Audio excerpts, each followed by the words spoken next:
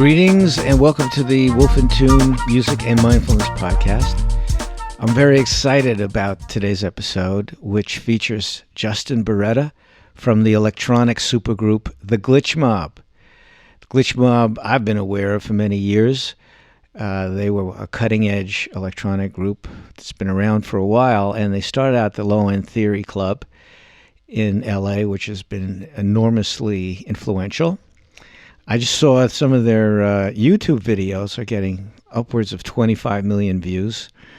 And I've been excited about talking to Justin because not only is he a noteworthy musician who has a successful career over a pretty long period of time, but he's also had a very interesting journey in the fields of meditation, concentration, and mindfulness, starting with TM, and then going through Vipassana or mindfulness meditation, not to mention a few experiments in the world of psychedelics.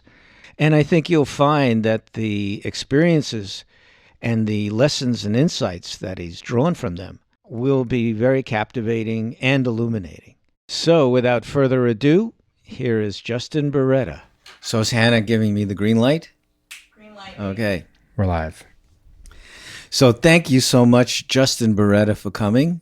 Thanks for having me. I really appreciate it. I've been looking forward to this for a long time. Me too. And I love the beads you're wearing. Is there any significance to that? The beads just remind me. It's a little reminder of mindfulness just in my everyday practice, because sometimes I'll do the mala meditation. So what's this meditation? So the mala meditation, which I learned at the Ram Dass meditation retreat in Maui last year, it comes from the Bhakti tradition, and you basically count the beads and you pull them through your fingers, and then when you get to the other side, you go the other direction, and you say Ram, Ram, Ram. So it's sort of like a mantra style thing, but you can do it with your hands. So then when I have the beads on me, every time they clink on something, or if I'm on a plane, I'll just pull them off and do a little meditation with it. Oh, that's nice. And that's common to a lot of different cultures that have beads, right? I mean, it's all over the world. I mean, isn't it in the Catholic tradition or rosaries or something like that? I know very little about Catholicism. So I just have seen the beads, and people usually hold them in their hands. Yeah. So that's the vibe it's giving off. Then I'm getting that vibe. You're getting the vibe. Yeah, there's something about it. It's just these little reminders. I like to have little reminders of mindfulness practice and meditation around me. It's one of those little things, even if I'm tasking about my day and rushing around and I catch myself in the mirror and I see the beads, I go, oh, okay, wait, just it's a little reminder just to pop back to the moment and take a breath. That's a great idea. I need to consider. I don't think I'm the type of person that could wear beads like that, but maybe a bracelet or something. Yeah, bracelet. I mean, that's traditionally how it's done. At the Ram Dass meditation retreat in Maui, you get a little bracelet at the end, and then everyone does the meditation together. And so, yeah, I love the idea of little reminders of some way just to bring you back to the present moment. It could be beads, but the cool thing is that there's nothing really special or dogmatic about them. It's just a little reminder for me. Or it could be your watch. You have a nice watch. You could do a watch meditation. You know what? I want to get back to the Ram Dass and learn a little bit more about it. Since we're on the subject of wardrobe and haberdashery, or I'm going to move to haberdashery, the hat you're wearing, that's a Glitch Mob hat, right? That's right, yeah. And what does that symbolize up there? You got some kind of a symbol. What is that? So it's the symbol, it's the logo for the band. And it came to us through a very interesting experience when we were writing our first album. This was in 2010. Our first full-length album was called Drink the Sea. Mm-hmm. And there's an incredible artist named Sonny K, and he was sending us ideas for this first single. And he sent this one that had that on there, it's a piece of sacred geometry, but I actually had no clue what it was at the time. When we all saw it, and right away we thought, wow, this is incredible. So we used it for the cover of the album. And then our fans actually just started taking to it. People started getting it tattooed. People started making shirts with it, but we never actually sat down and said, this is our logo. It just came to us. And then later in time, I saw it in text around sacred geometry. The 2 circles is called Vesica Pisces. And then if you look at the progression from 1 circle to 2 circles, and then you can see in the beautiful progression of the way that the geometry works, he had just taken that out of one of these books. So without getting too much in the weeds of sacred geometry, I Yeah. mean, I've heard of it and I know some people that love it. Can you just, in a pithy manner, explain what is sacred geometry? What is that? I am not an expert by any stretch of the imagination, but from the little that I do know, there's these patterns that appear in nature. So, right, if you look at the shape, the golden ratio, like the shell of the shape of a nautilus shell, Right. that could be considered sacred geometry. And there's some really good books around it that I don't know too much from an intellectual standpoint, but I just love going through and looking at stuff and the patterns that appear throughout everywhere in nature. It's to me it gets at the beauty of the overlap of mathematics and mysticism, because these things that show up everywhere are so they seem so familiar and they're so beautiful, but at the same time we don't really know why it's like that. So Right. It's kind of like numerology. exactly Right. patterns. Patterns. We love patterns. Humans love to find patterns. Right. Because they hold secrets, That's right. keys to certain things. Keys to the universe. So Glitch Mob, you're 1/3. You were 1/3. You guys started a while ago. 2004 was it or something? Like that? The whole thing took shape around 2006, 7. That's when there was the genesis of it. But our first album came out in 2010. Right. And there's 3 of you now. Yeah. And what do you do in the band? So we're not a traditional band in the sense of Right. there's like a drummer, a guitarist, or a singer. But because we're an electronic band, everyone does all. When we're playing on stage, we have a bunch of electronic gear, and everyone does different things. So at one point in time, I can go play the electronic drums or tweak a synth, or someone else can then go filter something. So it's very egalitarian in the sense of we all are creating sound using electronics. It's mainly coming off of software, so it's very fluid in that way. So how do you kind of coordinate between these 3 people doing the exact same thing, right? In terms of how they generate sounds, right? And you don't know what the other person's going to do. I mean, how do you make it harmonize with itself? So the way we perform live and the way we create music in the studio, I would say, are 2 sort of separate tracks. So when we're playing live on stage, it's similar to a traditional band in the sense that we have a set list and we know the songs that we're going to play. And then maybe like similar to how we would have some planned improvisation for a drummer during a song, there's little moments. But the cool thing about electronics is that we can say we've already chopped up a chord progression and we already know that it's going to be in key. So when we're playing our electronic instruments, it's actually already perfectly harmonized and in key. So it's more of like, we were talking about MPCs before we started. We come more from the electronic MPC lineage where we're kind of finger drumming and sampling, and it's more of a rhythmic exercise than it is musical, because it's all based off of Ableton. So we're playing back these massive sets of samples of our songs and adding new layers as we're performing live. Very cool. So the name Glitch Mob, glitch, do you know where that word comes from? Because there's a controversy, but go ahead. The original. Yeah, the word glitch. I know. Is it Yiddish? Is what? Is it Yiddish? I don't know. Actually. That's the question. Is it German? Because it's German, Right. And it's also Yiddish. I thought it was Yiddish, but I actually don't know the etymology. Yeah, so help in solving this mystery, huh? No. Okay, well, we know it crosses both, which I had no idea until somebody pointed it out. This is good for me to know. Yeah. So you guys were pioneers in what's called the beat scene. Is that right? Yeah, the beat scene came out of Los Angeles, and there was a weekly event called Low End Theory, and we played the very first one, and that was the hub of lo-fi underground electronic hip hop, and we were part of the wave of that as it came out of Los Angeles. And we also were playing shows in and around the Burning Man scene outside of San Francisco. So the whole thing came from a very underground, grassroots sort of mentality, but it has the hip hop ethos of going in there every week, playing these beats and having fun. The whole thing is very fun and very, very performative, but really it's about how far can we push our sound? Because with hip hop, right, it's like there's a beat and then there's an MC. But for us, it's less about making a backing track for a vocalist and using the instrumentation and electronic tools to make something that would wow our friends and impress people and just have fun creating these new sorts of realms of experience. Yeah, and we cannot underestimate the influence of low end theory.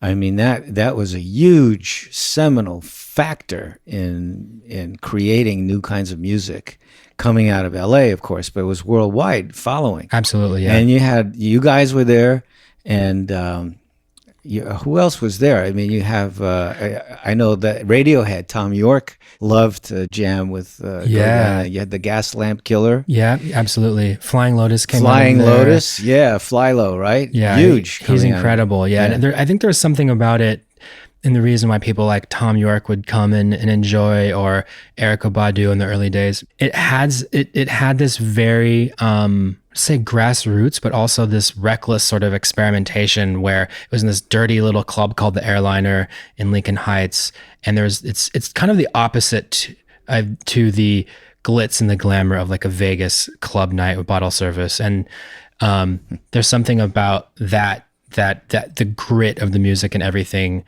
I think, really was a really beautiful and right place for experimentation, and sent a lot of people off in different directions. But the cool thing was that being there and coming out of there, it really allowed us to cut our teeth in a way that was the experimentation was really rewarded. And so that's been part of our thing the whole time. We were never, I never even, and when I first started doing this, I didn't even know what a manager was, or that artists even had managers. I didn't even know what an agent was.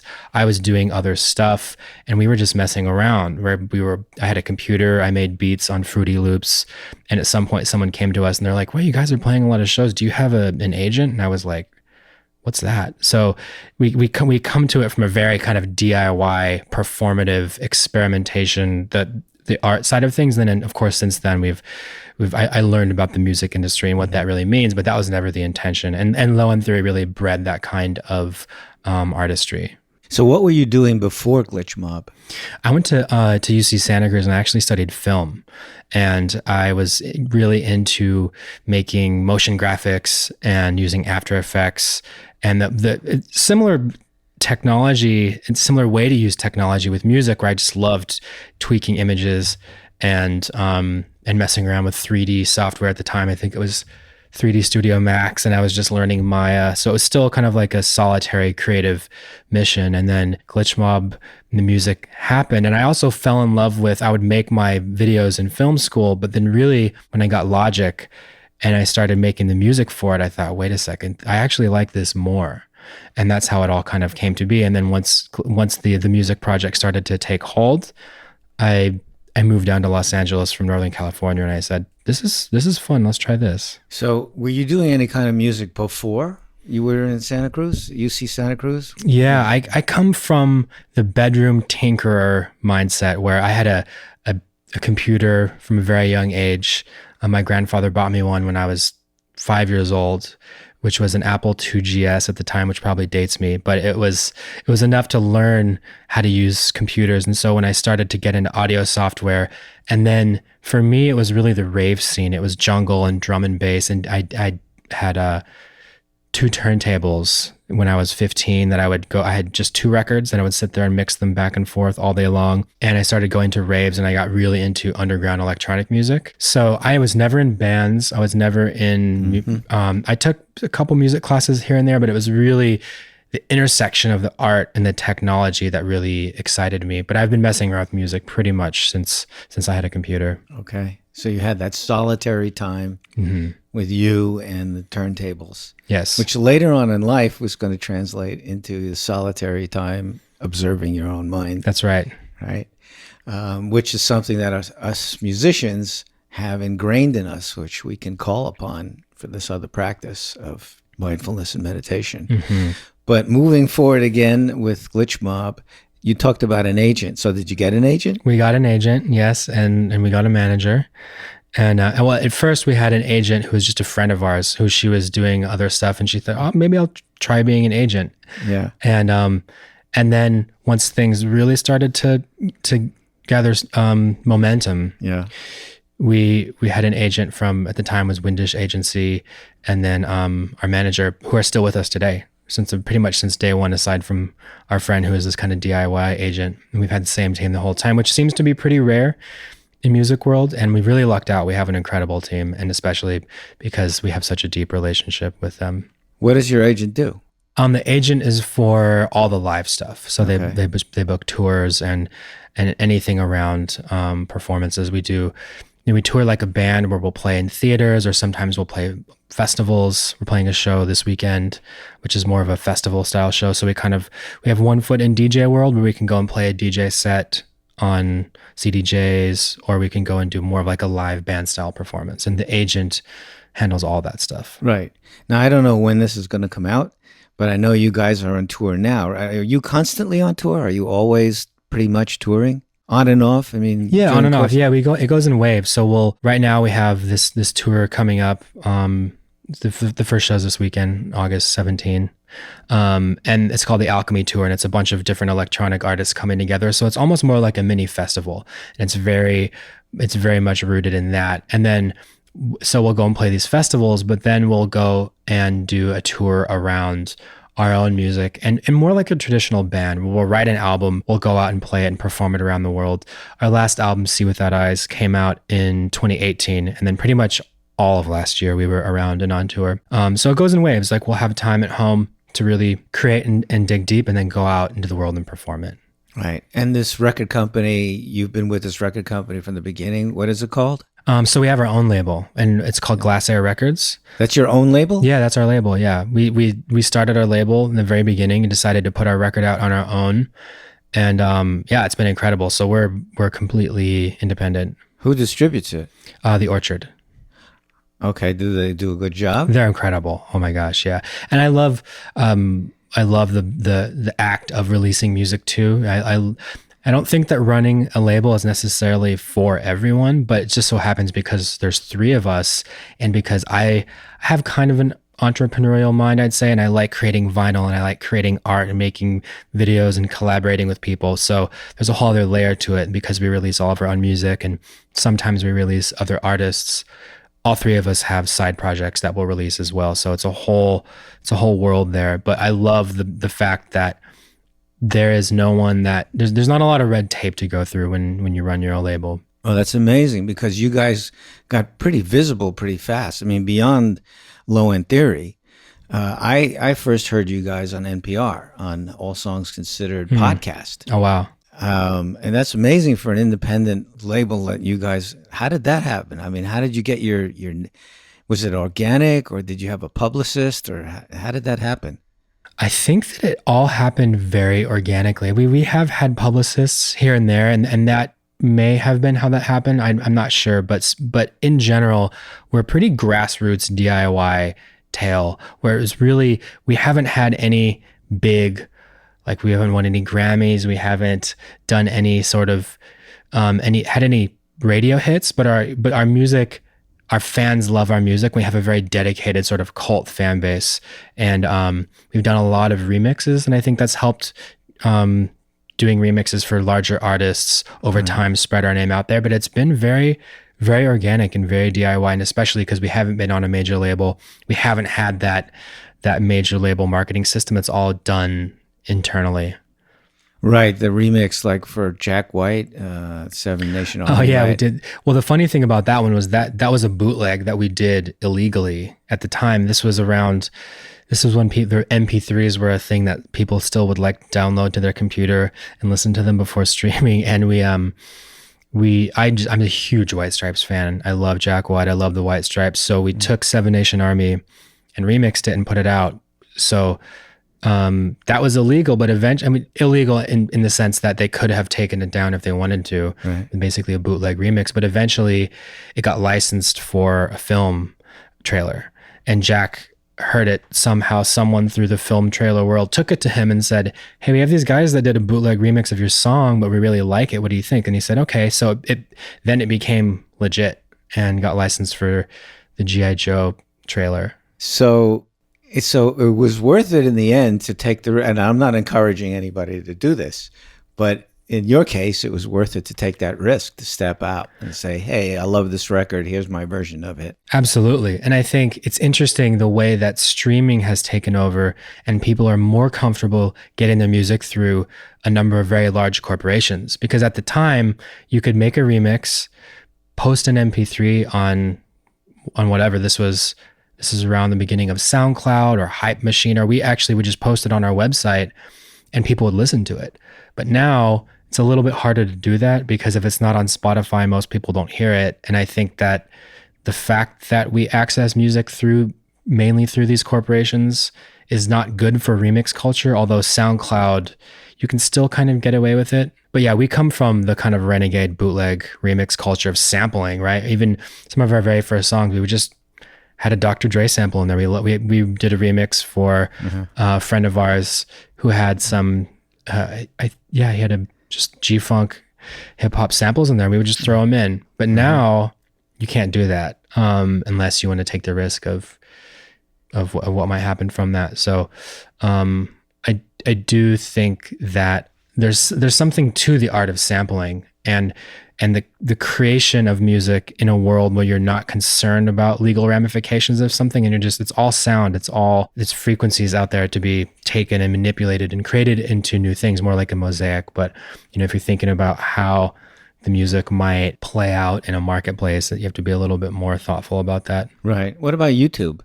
You were talking about SoundCloud. What about doing remixes that are playing on YouTube without permission? Yeah, there's a lot of that on there. YouTube is kind of like the Wild West. There's so much stuff on there that I think actually, our White Stripes remix, when it first came out, did really well on YouTube. And then it was also licensed for the Battlefield 1 video game trailer, which was crazy to us because it was really just an homage to our favorite band. And it ended up, because that song is so iconic, right? It's like, not only does it have this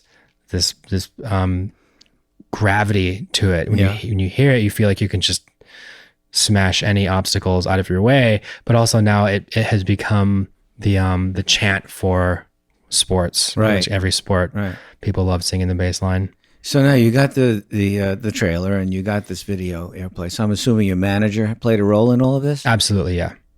So that's where the manager comes in? Mm-hmm. Yeah, our manager, Kevin, who's been with us since day one, he's done a lot of work for us in the licensing in film and television world, although we haven't done a whole lot of original stuff, but we've definitely had music licensed for a lot of trailers in film and TV. Okay. Is he involved in merchandise too? Mm-hmm. Okay.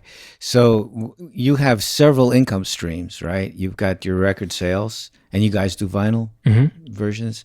You've got your licensing that we were talking about. Occasionally you get stuff placed, right? Mm-hmm. You're touring, obviously. And then merch. And I was just reading something where they said that merch is the greatest source of income for independent artists. Is that true in your case? It's not the greatest, but it's definitely a very big one. Yeah, when we go out on the road, and sometimes people want to, if they had a really good time at the show and they say, well, I bought the $20 ticket and I want to help you guys out. What can I do? I say buy a t-shirt, because it's chopped up the least, right? It's different if you want to go listen to our song on Spotify and you listen to it once, we get like 0.00004 cents, right, or whatever that happens to be. But if you buy a t-shirt or a vinyl or something, then a lot of the money actually comes to us. So you have t-shirts, you have hats, you have vinyl. Anything else you have?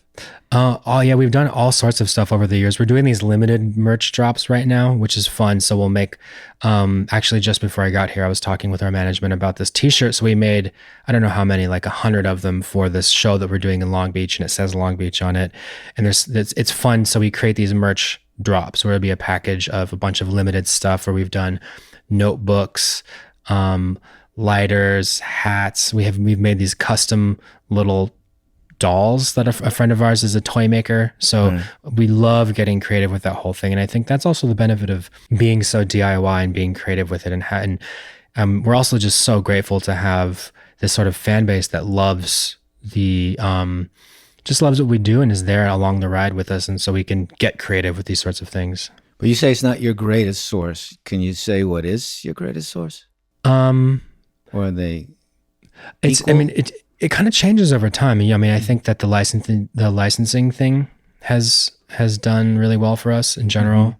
But that's also something that changes all the time. And I mean, as you know, it's a marketplace in flux. So, but yeah, we've had the honor of having a lot of music licensed for mainly for trailers. There's something about our sound, that lends itself to action trailers, which we never intended. We just wrote our album as just in a total vacuum. And then later in time, people came back and wanted to license it. Well, it's kind of a big sound what you guys have. It's big, it's aggressive, it's epic sounding. Absolutely. So it makes sense that it would translate into trailers. Makes total sense. Yeah, and it's funny too, because I remember when we got some of our first licenses, I didn't even know what that was or what that meant. I was like, wait, someone's gonna pay us for doing nothing for this? And I think that's sort of how it worked out. I think that also because of the fact that we didn't really intend for that to happen, it lent the music a sincerity because it's different. And I think over time, knowing that it's been an active exercise to not let that come into the creative process. So when we write an album, we've written 2 albums since our very first one, and thinking about how, I think the best music comes from pure play and from a pure authentic place, and not trying to be concerned with how it's going to land in a marketplace. I think about, what am I going to listen to when I'm 90? I'm going to put on this vinyl and still be proud of it, and not think that any of this was just done for money. I mean, that's really, and the irony of it is, I think that that's still the best music, at least from my standpoint, that will be licensed, or because it has something authentic to it. So if you were speaking to up and coming emerging musicians that trying to get a foothold in the public consciousness of their music, it's probably different now than it was in 2006, right? Yeah, definitely, yeah. 13 years later.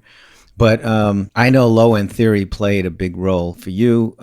What else did play a very important role in getting you guys launched? And then what would you advise somebody today? So I think that the other thing really is just the music. And I know that's not a very deep answer, but really it was when we released our first album and we were doing a lot of touring, but there's something about the authenticity of that album that people really connected with. So we were going through a lot at the time. There was like people with breakups, and we had friends pass away, and we thought we were going to make more of a dance record, which may have been a little bit more of calculated dance floor music. And I love dance floor music, and we still make that. But with Drink the Sea, we were all like, let's use it more as a diary piece. And there's something that people really connected with about that. It wasn't calculated. And so I would say and I say this all the time to younger producers, and even to myself, this is good advice that I still need to take, is that learn to tell your own story. And there's something about the authentic way that you can communicate with music that you can't in any other medium, and really lean into that.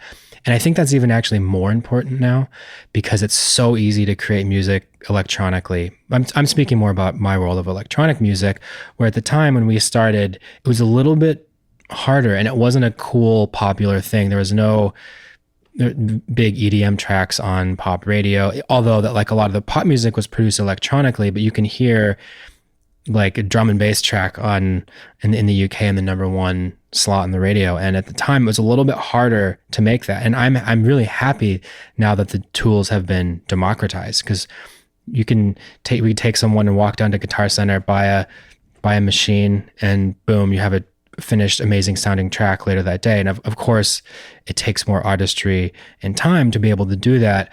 But I think that now the benefit of having everyone have this massive studio available, whether it's just on a phone or a laptop or Ableton, is that everyone can tell their story. But I think that because it's easier to make those sounds now, the authentic music, the telling of the story is what really boils to the surface. So I think it helps push that, and I think people need to really lean into that. And I'm also happy that I feel like genres are so mushed together now, and everything is so weird. Right. There's not a lot of clear lanes, and I think that's a really good thing for music.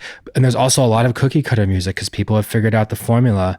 And there's also nothing wrong with that too. Like if you want to go and follow a formula, I mean, I certainly did in the beginning. You know, it's like with drum and bass or making breakbeat music at the time, rave music. I mean, that's a formula too.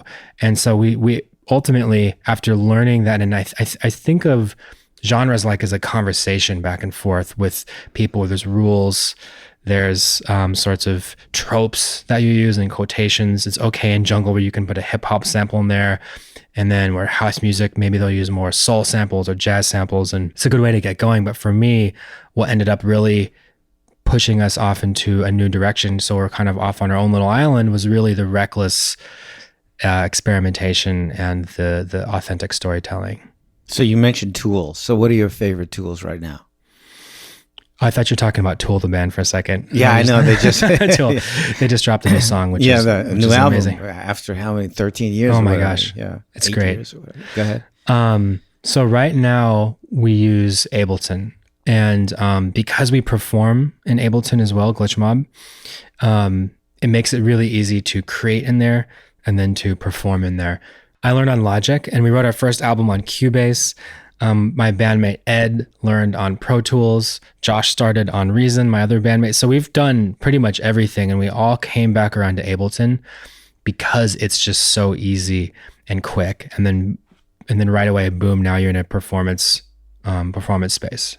So does Ableton have virtual synths built into it? It does, yeah. There's a ton of amazing virtual synths. It takes plugins and everything, and I think that it's not as full featured as something like Cubase, Nuendo, Logic, where you can really do ultra complex things. But I see it more of kind of like a sketchpad because it's just really easy to use. But it is deep. You can do really complex stuff with it. But if I wanted to do a massive film score with a lot of crazy time signature stuff, maybe we would go back to Cubase or Logic. But for this, for just making quick ideas, for making ambient music, for chopping something, reversing it, changing octaves, throwing in plugins. You can also build your own plugins in there. Ableton, I think, is a much more quick and easy to use sketchpad. Do you use virtual synths that aren't built into Ableton? Absolutely, yeah. Like what? What do you so like many VST synths in there. Right now, I've been getting really into the whole, the Native Instruments complete world is really incredible. Mm-hmm. It's funny too because it's so deep, and also the whole Arturia set. I love all of the vintage synths in there, and then we work a lot with Universal Audio plugins, and I just love that, like all of the vintage emulation stuff. So in the world of Glitch Mob, we try to take the digitalness and then use all of these plugins to make it sound and feel more analog. So although it's digital, you might listen to it and think that it has a little more of an analog sound to it. We use a lot of analog drums. We use Addictive Drums for recording drums. Addictive Drums? Mm-hmm. Okay. It's a drum plugin, which is incredible. But recently we've started... Did you use that with Contact or... It's kind of like its own Contact. Okay, it's got its own DAW or whatever. It's just a plugin which you can use. It sounds great. It's like there's a lot of those drum plugins for Contact. And recently we've started getting into modular synthesis. So that's back into hardware world, which is funny. It's like sort of like going back the other way. Yeah. Not only is it not a synth, but you have to put the whole thing together, but there's something very magical about taking the time to construct a synth or an effect box and just see what it does and have the randomness, because the software, while I love it and it really is the heart of everything we do, there's something about the inconsistency of the modular synthesis that's really exciting when used to the precision of software. Now, when you mentioned UAD, you're talking about processing plugins, right? You're not talking about synth plugins. Yes. It's mainly processing. Absolutely. Yeah, we love all the Universal Audio. It's fantastic stuff. They're incredible. I can't live without it. Oh my gosh. What's your favorite one? Well, the LA2A. Oh, yeah. I love it. Yeah, and the Fairchilds. Oh, my gosh, yes. I mean, I just put those on everything. Everything. Right? And then the Pultecs. Oh, yeah. I remember going into the studios and loving the Pultec, just what it would do when you put a bass through it or whatever. And it's great to be able to have that boost knob, and then it's just that sizzle. Yeah. So you can't live without it. So now by the way, we mentioned the beads and mindfulness, and I was thinking for your merch, you might want to do something with that, That's a great idea. yeah, Thank you for that. I'll give you 10%. Thank you. Can we leave that in the podcast, or do we have to edit that out? Yes. I was browsing in Instagram, right, and I came on the Glitch Mob site there, and it said something about we will answer your spiritual questions.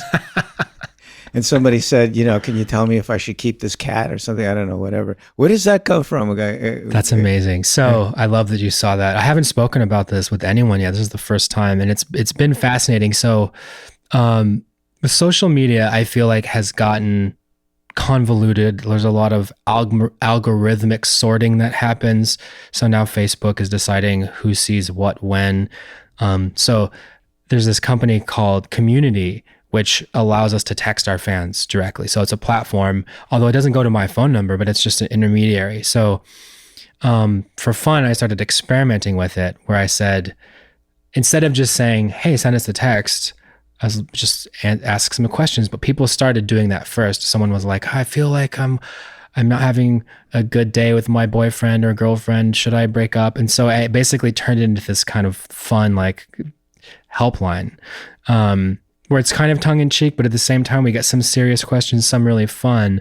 But we've always been on the cutting edge of the newest way to communicate with fans. When Facebook first came out, right, we were on there a lot, and then it feels like it's just turned into this whole dumpster fire over there, and don't even really pay much attention to it anymore. Instagram was kind of the same thing, although it's still that's definitely certainly the most popular one, or Snapchat. And I mean, we'll do all that, but I really like the one-on-one interaction. And there's something about texting people, and especially because it's not in public, right? So people have asked us really deep questions, or said that their music has gotten, our Glitch Mob music has gotten them through a really difficult time. And people have brought up these really personal things that they might not have been comfortable saying in public. So I'm actually here texting with fans, and that has been incredibly special and fun. And for me, it reminds me of the power of music, because it's so easy to get lost in algorithms and marketplace and streams and blah, blah, blah, right, blah. But really, we create music, and then it means something to someone, right, and then it's part of their life. And then that's really what we're here for. Yeah, that's an amazing, beautiful thing, that music has this power to, as you said, the person said it saved their lives. I mean, we hear that, helped them so much through hard times. And the irony is, those of us that are actually in the music business or making music, for us, we need something else, right? The music doesn't have that effect because we're doing it all the time. So do you find that to be true in your experience, that music alone is not enough, that we need something else to help us cope with whatever challenges life is going to throw at us? Yeah, I mean, music still plays a very, very important role in my life, and I do find a lot of catharsis and healing and depth there in my own musical process of enjoying music. And I'll typically enjoy music that I don't make, right? So I love ambient music. For me, I'm just totally obsessed with it right now. I have a new ambient side project. I've been doing, we're going to talk about that in that whole world, but because it's so opposite of Glitch Mob, which is loud, it's epic, it's angular. So music for me as a whole, it's a lifelong learning process. But for me, the magic of it is really in the overlap with meditation practice. So how did you start with your meditation? What inspired you to do it, or motivated you to start it? I've been obsessed with, I wouldn't say obsessed, but very interested in meditation practice and Buddhism for a very long time. But it was funny because I had books about meditation, and I just hadn't tried it. And growing up, there was Alan Watts books lying around the house. There was some Ram Dass books, and it was around me, but my family didn't meditate. So it was funny because I just didn't take any classes or do any meditation until much later in life, but I had been reading all these books. And it's funny because in retrospect, it's like reading a book about working out and just sitting there and doing that, not actually going to the gym. But for me, it was really, and I had tried it a little bit. I had done some of the exercises in the books, but it was really going to a TM class that my friend invited me to through the David Lynch Foundation. That really set me off. Transcendental meditation. Yes. Yeah, it was transcendental meditation. And there was something about going somewhere to learn for the whole weekend, where he's going first thing in the morning and learn all the meditation practices and then try it. And there's this whole practice and a ritual around it. Right. And then you have a prescription of basically homework of twice a day, 20 minutes in the morning, 20 minutes in the evening, that I needed that. I needed something that was so structured to really get me to do it every day. And then with the daily practice was really when I started to see things unfold. So you went for a whole weekend? It was something you were residing there? You had to live there? No, in the TM classes, I mean, they do them in so many different ways, but the one that I did, you just go to classes in the morning through the evening and learn the meditation practices and meditate with people there. Right. It was really like something about investing the time and the energy into learning this whole process instead of just reading about it in a book and then having people teach me and then getting homework. It's like, okay, so tomorrow morning, first thing when you get up, brush your teeth, get your ass on the cushion, and you're going to do that every day. Right. And that was when it really started to make sense to me. But having that daily practice like a muscle be part of my morning routine in the same exact way as I brush my teeth every single day. And you had somebody to be accountable to. Exactly, right? Accountability. So and I had to ask you, did you meditate today? Or what? Absolutely, and that was a big part of it. My friend Brandon, who invited me, was also doing his Brandon DeRoche, a different Brandon. Okay. Brandon. Yeah, we were talking about Brandon Eskimo. Yeah.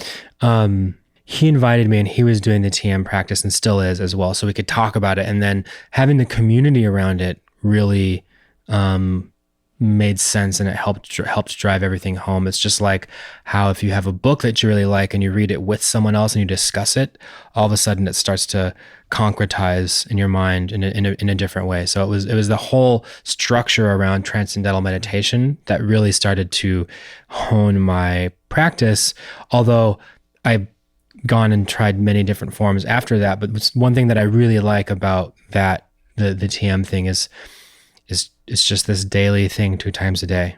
And it's simple, but if you follow it, it starts to really hone the concentration in the mindfulness container. Well, so they give you a mantra, right? And they tell you this is your personal mantra, right? It's a secret, top secret. You can't say. Top secret. And there's a lot of controversy over that because there are former people that did TM that or taught it that said, there's a limited amount of mantras that they're already prefabricated, but it's helpful for a lot of people, right? So you just repeat the sound over and over again. That's the object, right? Absolutely. I think of it, for me, the metaphor is like, if you go to the gym, you can go to the machine and you can pull the thing down, do the lat pull down machine that's on a wire, or you can go and over in the free weights where there's not as many guides. And so it's a way to really get started with some sort of rails there that you can use, which is the mantra. And the mantra it's a sound that you're listening to in your mind, which I feel in a way it can almost drown out your thoughts. So if I'm having a very sticky day, and I say sticky in the sense of like my thoughts are really sticky and I feel like Justin has so much to do. Oh gosh, I don't have time to meditate. I still will use the TM practice because the mantra really, it's a very blunt force instrument for me to get into the present moment. Before I started learning the other practices around following your breath, but really, I mean, the cool thing about the mantra is that you can use it anywhere, and it's something that's really, really easy to drop into, especially when you do it every day. And I think, I don't know this, but I suspect there's something around the secrecy of it where it keeps it there's some mystery to it. And it's, it's not an English word, right? Because if you're doing a mantra and let's say you are doing ocean, ocean. Well, now there's so much that's attached to what the ocean might mean to you, and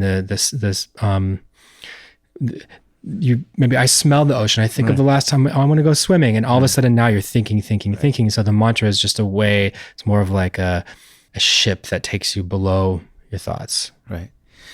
And it's the repetition. Yes. I mean, there's a famous book Harold Berenson wrote, The Relaxation Response, where he worked with TM and tried to find, well, how does it actually work neuroscientifically? Because he was a medical doctor or whatever.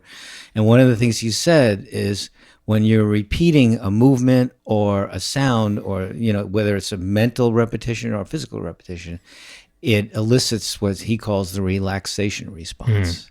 So just the repetition alone of a movement like that will elicit this relaxation response. Right. That makes sense. I mean, I think of it in terms of like how if you put a baby on a dryer or something, it can help them fall asleep, or the sound of the ocean, waves breaking on the shore, something repetitive. Whereas if you hear, there's a part in there's this book, This Is Your Brain on Music. And he's talking about how, repetitive sounds will put you to sleep, but if something is, like traffic going by, it's row, row, and if it's not in a regular rhythm, it'll wake you up. Right. And he was saying how, imagine if you're sleeping out in nature, our distant ancestors, and some animal was coming to get you, and even if there's a tree that was brushing over your hovel at a regular pace, that's okay to sleep because there's going to be sound. But then if another animal comes in, we don't like irregular sound. And I think of the same thing too in terms of like walking meditation, where you're just taking a step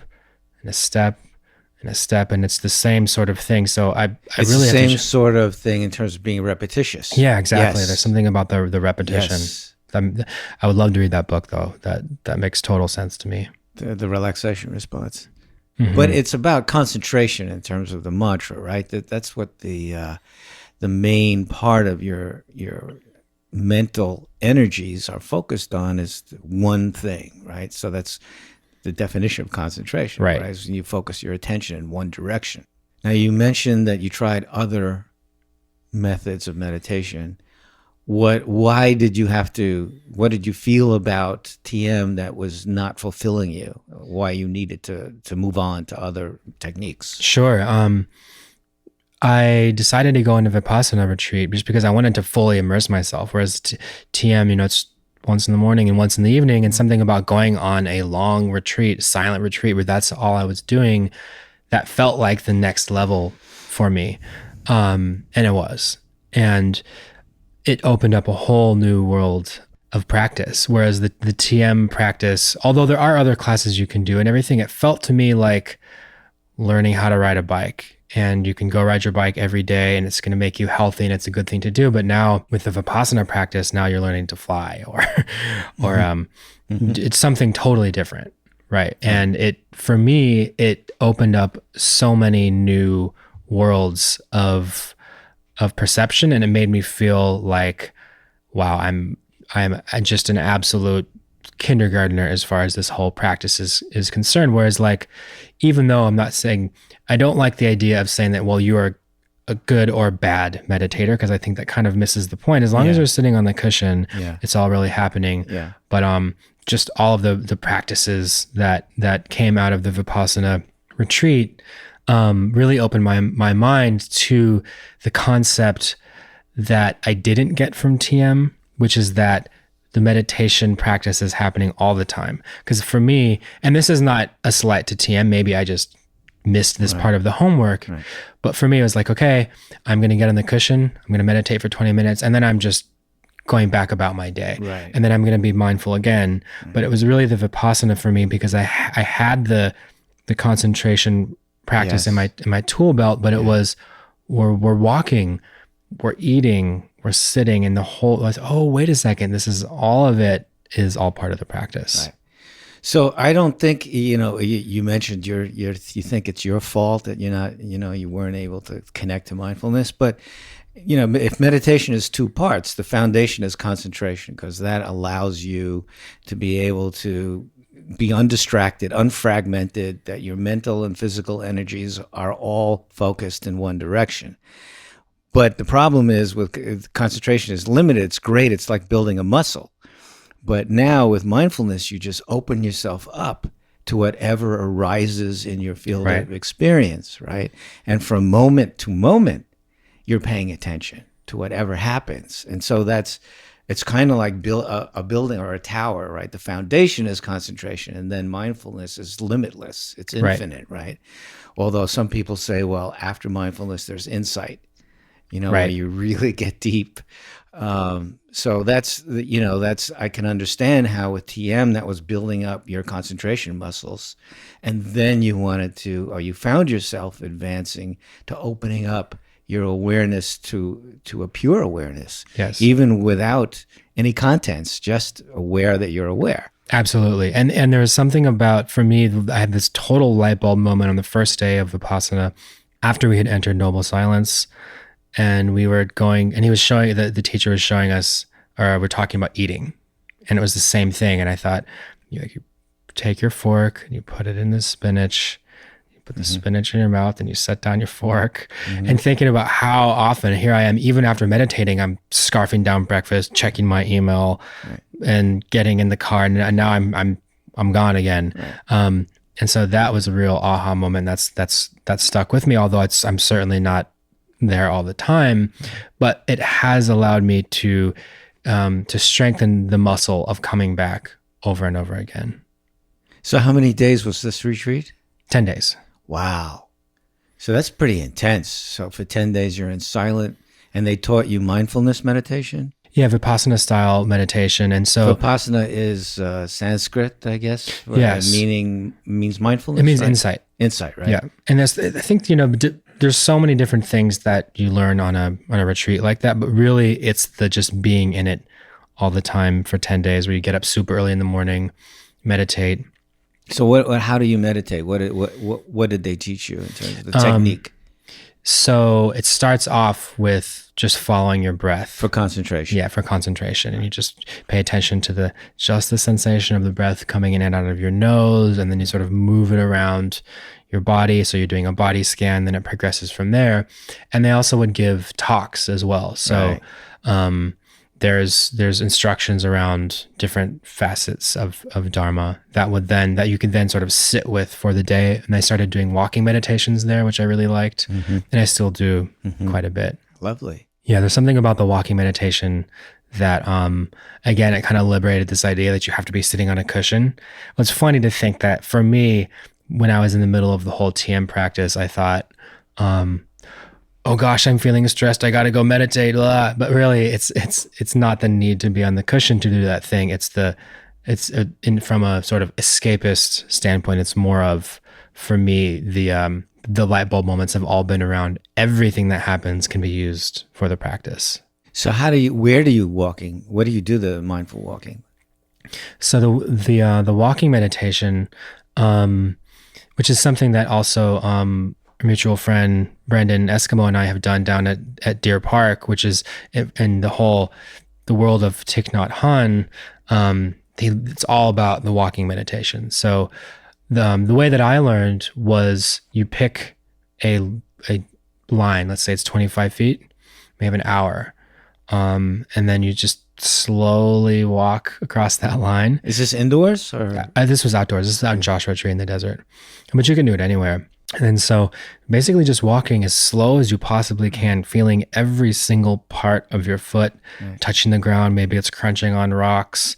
Maybe there's a bug that runs across and you don't really pay attention to the bug. You're just noticing all the sensations and feeling the wind and the smells of the desert. All of a sudden, what seems like at one moment can be, wow, this is so boring. I'm just walking back and forth on a line. Great. But all of a sudden, at some point, there was a switch for me. And then it became this beautiful animated experience of taking these incredibly slow steps. Right. And there's so many different ways to do it. Brendan took me down to Deer Park, and we walked silently up to the top of the hill and then back down again. And being present with something that you do all the time was really impactful for me. And I love the idea that we're walking around all day, and that's something that we do so much. So bringing mindfulness to that has been really impactful. Yeah, Thich Nhat Hanh, I think he's the master of popularizing walking meditation. Right. And he has a monastery near San Diego, Escondido. That's right, called Deer Park. And your friend Brendan, aka Eskimo, famous and fantastic composer, took you there to learn what, and was Thich Nhat Hanh there at the time? He was not there, no. So I was there with Thich Nhat Hanh when he was there, and we did walking Amazing. meditation, and I know the hill you're talking about. Exactly. And that was just an amazing experience to be with him and doing his thing, which, he taught us all how to do it. And it's very powerful. Extremely powerful, yeah. It's kind of like, you need to have the drums and then you need the top line. Right.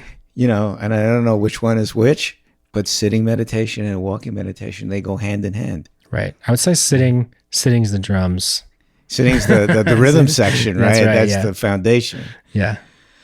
So, and you have this practice daily of walking meditation with sitting meditation? Oh, no. I do sitting every day. And then if I'm out in nature, then I'll do a walking meditation. Like if I'm on vacation, or just this past weekend, I was up visiting Lake Tahoe with some friends and get up and do a walking meditation, because it's a nice way to be out in nature and meditate at the same time. So I found the limitation of mantra, of the sound repeating in your mind. One of the limitations was that in the pauses in between, the silence in between, I wanted to experience that deeper. I didn't want to have any sound. To me, the sound is a gateway into silence. Absolutely, yeah. And do you find that too, that when you can reach into that silence, that it's just that stillness and silence reveals a lot of truth? Absolutely, yeah. I mean, I think that's something that they teach you in TM as well, where you use the mantra to get you to that place, and then you can, if it can fade away and have that moment of just fully inhabiting the space between the thoughts before something else starts to pop in. But then I think, well, is this sensation of no thoughts, is that also a thought?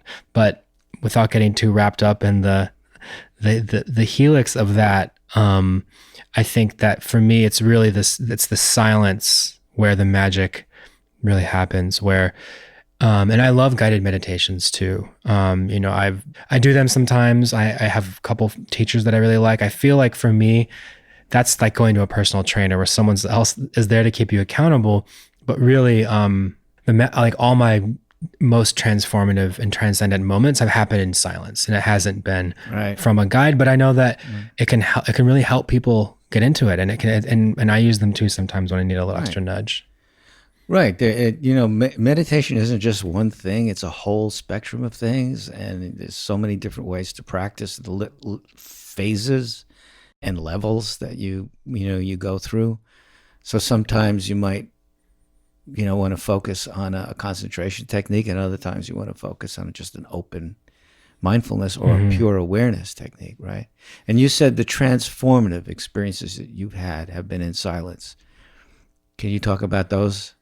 What have those experiences been like? It's the whole thing is very curious to me, that it's not anything that I can really control, and as soon as you control it, it starts to go away. I feel like with meditation, we're so goal-oriented in Western society that we want to attain meditation in order to become a better X or Y. Or for me, it's the moments of really dropping that whole story and just being present, when I've been able to inhabit the space between thoughts and notice the full sense of consciousness in which our ego and all of our thoughts are animated. And when I've had that experience of touching that sense of pure consciousness in which the thoughts occur, there's something very liberating about that. And feeling like we are not our thoughts. I am not my thoughts. I am not this fear. I am also not the desire to meditate, which is also just another thought. But we need our ego and we need these thoughts to make music and to go buy groceries. There's nothing wrong with these thoughts or their ego, but just having a little experiencing the distance from it. And it's also different from the philosophical distance. We're reading an Alan Watts book where he's talking about it, which I love, which is another sort of reminder to point back to these experiences. So I'm like listening to old Alan Watts lectures all the time because it just reminds me of these sorts of things. But but having that visceral sensation has created some space between me and my thoughts. Yeah, I mean, you bring up some really important, beautiful points. We need the ego as artists, right?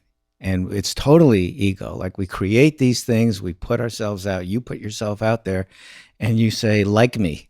Right. Right. It's so personal. And you're so sensitive. We're so vulnerable to being rejected, to, not having, the second record be as successful as the first, et cetera, et cetera. Mm-hmm. But we have to have that ego because it gives us the confidence to be able to create something and put it out there. Right. Right.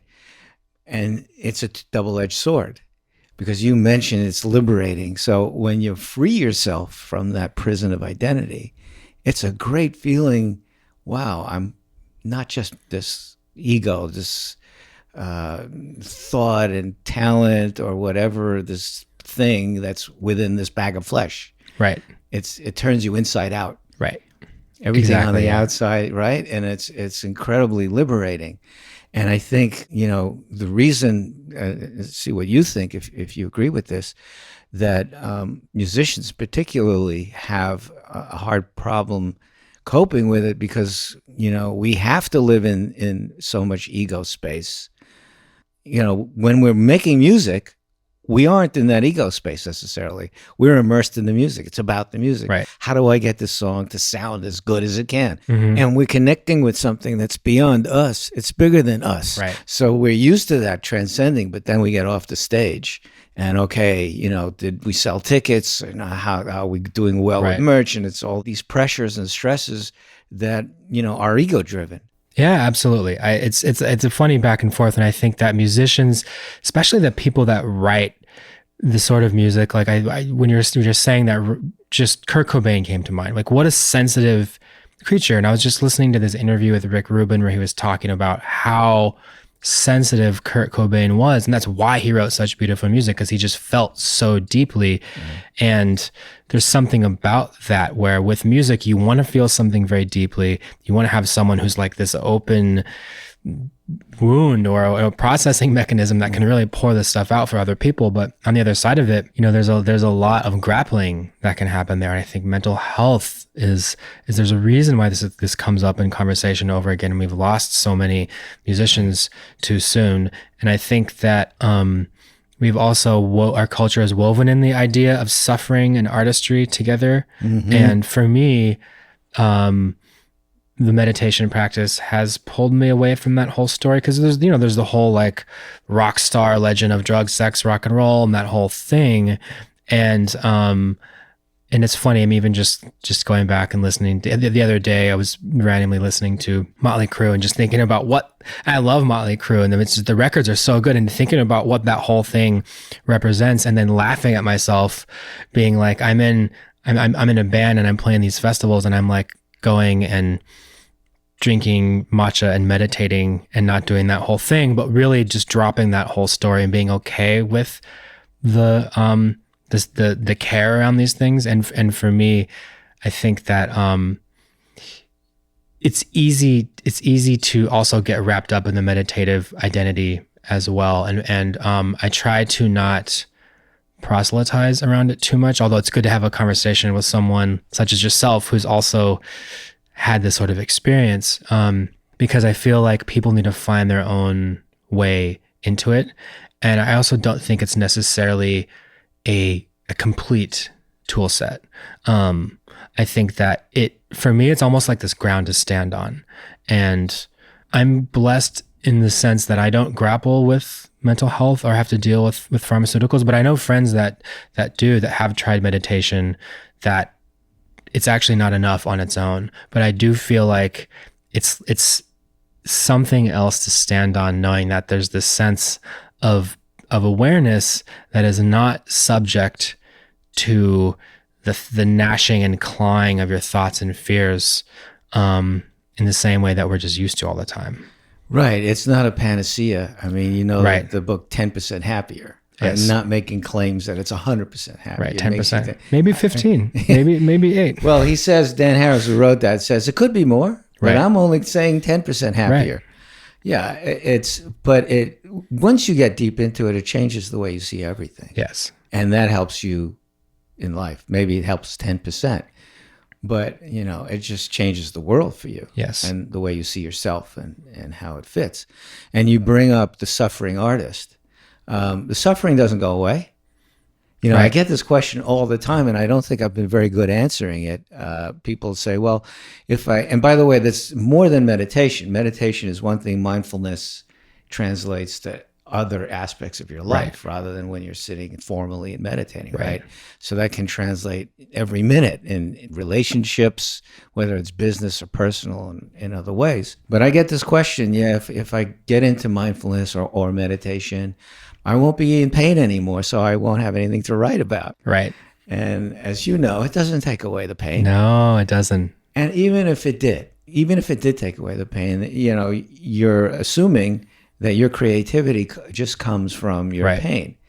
It could come from a lot of different places as well. And also you're assuming that it's only your pain that you can feel. Somebody said, if the whole community has somebody in it that's still feeling pain, then I'm feeling pain. Right. They said that there's two ways to experience loneliness. You can feel lonely in the world, or you can feel the loneliness of the world. Right. That everybody else is lonely too. Right. So you can feel other people's pain when you get into this practice, which could, make your creativity, bring it to a whole other level. Yeah. And I think I could not agree more with what you said around this. And I've had conversations with people around, will meditation take this away that I feel like I have, or will it make me lose my edge? And what will mindfulness do to my type A drive? And I think that as far as the pain goes, it changes your relationship to the pain, but it doesn't make the pain go away, right? So it's like in a silent retreat, if you're sitting there, you can experience great amounts of pain sitting for a very long time, right? So it's like you're doing these very long sits, and all of a sudden you think, wow, my knee hurts. Wow, my knee really hurts. I'm going to die. And then you look at all these other people and you think, well, they're not dying. Okay. But your ego starts to freak out and want to push it all away. But then you start to realize, but wait a second, it's really just about the pushing and the pulling of the pain and your relationship to it. Then you can transmute pain into something else. It's almost like this alchemy where you don't have to, you're not being pulled around by this constant need to push bad things away. It's like, oh, that's something that Ram Dass always says, who's someone that I love reading his books and listening to his talks. He's like, now this. It's almost this sort of like pithy reply to what's happening, or he calls it grist for the mill, that everything that comes up is now something that I put into my practice. So it's really, it's not about an escapism, or people think that you need to go to the Himalayas and meditate in a cave to really get there. And I do hope to go someday and go meditate up there. But really, it's just being in everyday life that it's plenty of stuff to deal with. Well, you talk about proselytizing, and Ram Dass, he's quite a proselytizer over the last 30, 40 years. But it's a question of, we have in music what I know as the four horsemen of the musical apocalypse, which is anxiety, depression, addiction, and suicide, or suicidal tendencies, self-destructive tendencies. And we go through stuff. And when we find something that helps us pulls us out of that and wards off these plagues, we want to share it with other people, right? That's in our particular case. And we have all these great musicians like Paul McCartney, Leonard Cohen, Philip Glass, Kendrick Lamar, and they talk about the benefits of these practices and how it's been useful for them and how it's helped them. I mean, Kendrick has a song where he goes, meditation is a must. It don't hurt if you try. And J. Cole says, meditate, don't medicate. So these musicians are not shy about talking about how, mindfulness meditation has helped them. Absolutely. And I think there's just something about when you're taking a minute just to be with yourself. I mean, even if meditation is just that, just sitting in a room alone, silent, because I think we have so many distractions around us all the time. The distractions are becoming more and more sticky and more insidious, and social media and phones and Netflix, blah, blah, blah. We know that story. And I think that right now it's really important to be able to just sit and just be. And that's one aspect to the meditation practice, where even if you're just doing even if you sit on the cushion for 20 minutes and your mind is running crazy and you're not able to achieve present time awareness. People ask me a lot, their friends are getting into meditation, they think, well, I just suck at meditating. I can't do it. My mind is too crazy. And I think, well, no, we're all there. That's the thing, is we're all the same in that way. We have this lizard brain that wants to, our ego wants to get things and take things, and it wants status and hierarchy and food and sex and blah, blah, blah. And really just taking a minute to, I think that meditation is like an antidote to all that stuff that's also built into us. Oh, that's a good, yes. It's very much built into us. Everybody's meditating. They just don't realize it. That's right. And I flash back to you when you're 15 years old with your 2 turntables.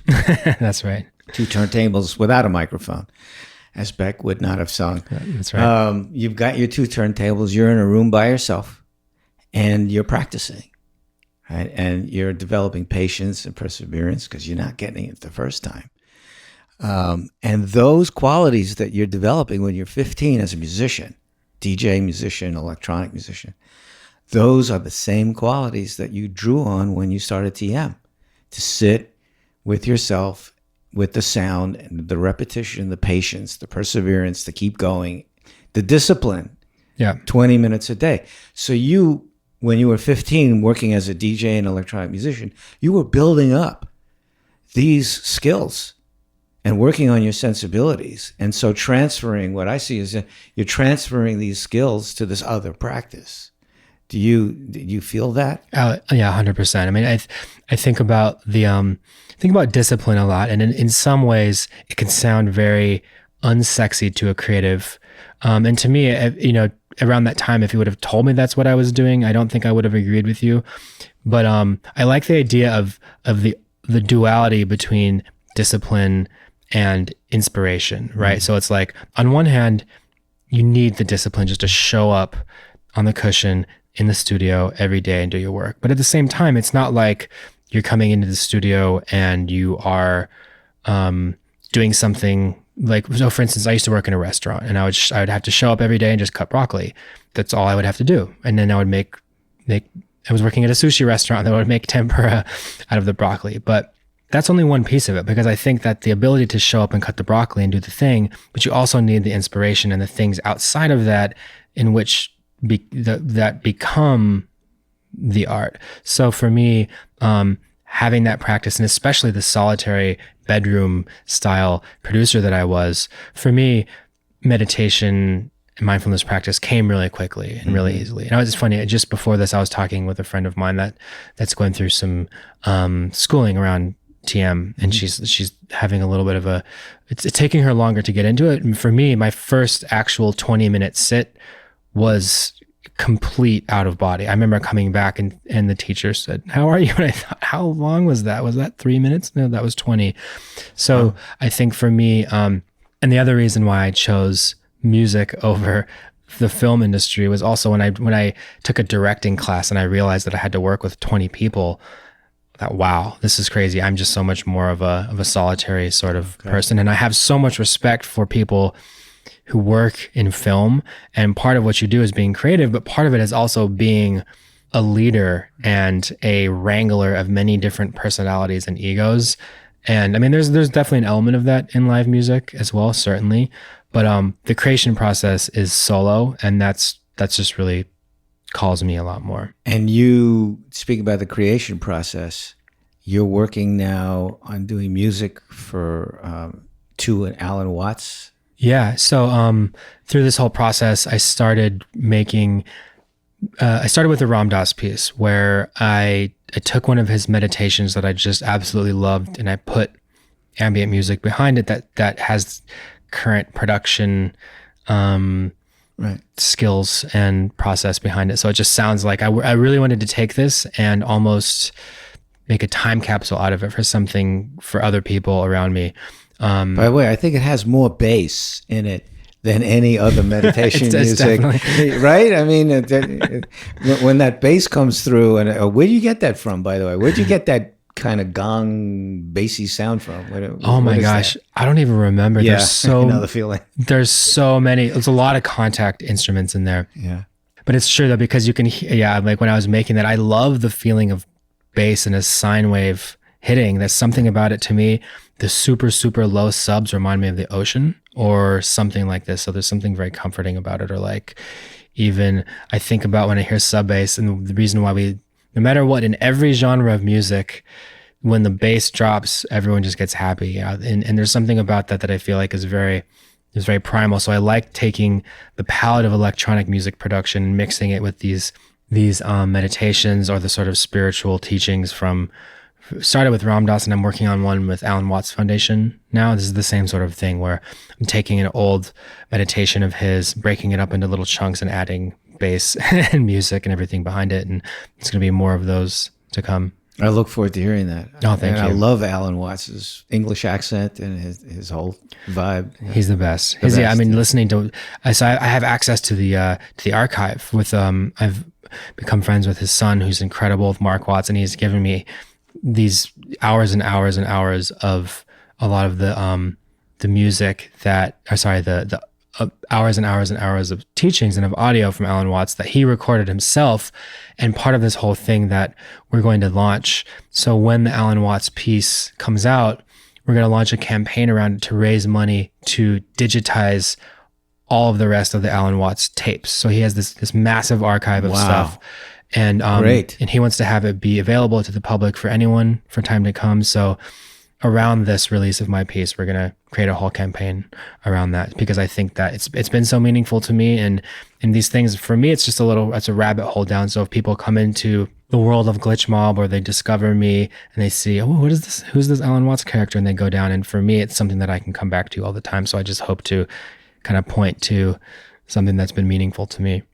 Yeah, it's marvelous that you're working to help bring Alan Watts to more people, because they could use it. Yes, he's incredible. A big influence in my life too. Oh, that's great. So also just something about, he's one of the greatest orators of all time, I think. Yeah. I mean, even if you don't like listening to someone talk about spirituality and Zen and Tao, he's just such an incredible person to listen to speak. I think that he's just fantastic. Yeah. I think we covered... There's a lot there. Is a lot there. I'm trying to think if I had... I know one thing I wanted to ask you. So you're involved with a VR company? Mm-hmm. So you want to talk about that? Sure, yeah. Tell us about that. So I have a new project that I've started with a friend of mine named Matt Davis, called Superposition. And Superposition is ambient music. So we have an album we just finished, very, I would say, deep and kind of on the healing side of things. And when I say healing, I mean that we want to make people feel held by the music. It's a safe space. You could meditate with it, or you can just put it on in the background or whatever. And so through that process, we've been brought into a company called Trip VR, which is a meditation, mindfulness sort of game that uses VR. So it's for people. It's I would say it's probably the easiest way to get into it, because there's a lot of breathing exercises that are visualized in the game. Mm-hmm. And I call it a game because it's not really an app like a guided meditation, similar to Headspace, where people take you along. It's more of like you're in this whole world, and you could give it to anyone. It sounds like it's not meditation. It's not mindfulness per se. It's just a different kind of experience that's related. It's a cousin. Yeah, it's a cousin, or it's like a branch off of the tree. Yeah, because truthfully, in meditation or mindfulness, you want to be inside your own mind. That's right. And somebody, there's some social scientist was saying the reason people are so stressed out these days is because we evolved with very few people giving us stimuli from their minds. Right. Whereas with, an Instagram, you get stimuli from so many different minds, and we're not evolved for that. So it's completely stressful. Right. We're living in a web of other people's thoughts. Yeah. We're just drinking it like a smoothie. Oh, thoughts, all day long. All right. Well, thank you so much for being here. Thank you so much. It's been incandescent and lovely, and I look forward to all the VR and the new music and everything else. Thank you, and I really cannot wait to read your book. I think that the overlap of all this stuff is so needed right now, and the way that you're tying music and mindfulness together, as far as I have seen, has not been done before. So I really can't wait to dig in. I'm giddy. Okay, thanks. Beautiful. Thank you so much for coming. Thank you. Thanks again to Justin Boreta. You can follow Justin on his social media, which is at Boreta. That's spelled Boreta, on Instagram or Twitter. And look out for his new production, musical accompaniment to Alan Watts. And it's called Dream Listen. And it will be released on November 22nd. I also want to thank my co-producer, Hannah Bowers, as well as our spectacular intern, Jane Yee. So if you like what you heard, please give us a good review, share it with your friends, and anyone you think could benefit from listening to us. And you can follow us at Wolf in Tune. So until next time, I hope that you stay in a high octave and that we can stay in tune. Thanks.